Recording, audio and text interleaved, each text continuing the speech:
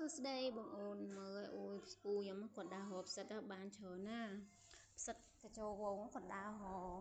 ទៅបានចង់មកកន្លែងវងវាបងអូនចាមកគាត់ដកបានឡើងច្រើនមានអាលៀបមានអាលូបមានកញ្ចោជើងធំដែរនៅក្នុងហ្នឹងមានកញ្ចោជើងធំដែរអញ្ចឹងណាគាត់ថាបងប្អូនអើយគាត់ប្រកែដើរហោហ្មងផ្សិតបានហូបរាល់ថ្ងៃតែថ្ងៃនេះបានច្រើនប៉ះចំវងវាវងកញ្ចោវងកញ្ចោខ្យល់អីហ្នឹងអាកញ្ចោវងហ្នឹងវាបានច្រើនមកធំដល់ហើយស្លឹកផ្សិតធំមានច្រើនដល់ហើយមើលតាំងកញ្ឆេងទៅកញ្ឆេងធំខ្ញុំថាចេះសុំចែកផងឲ្យខ្ញុំហូបផងគាត់ថាអត់ទេគាត់ទុកហូបអញ្ចឹងណាទុកហូបដល់ពេលវាលែងដោះអញ្ចឹងក៏ដាក់ក្នុងទូទឹកកកលាងឲ្យស្អាតទៅក៏ដាក់ក្នុងទូកកអញ្ចឹងទៅវាហូបបានយូរអញ្ចឹងណាបងអូនអញ្ចឹងវីដេអូនេះមានតែប៉ុណ្្នឹងឯងបងអូនអរគុណបាយបាយ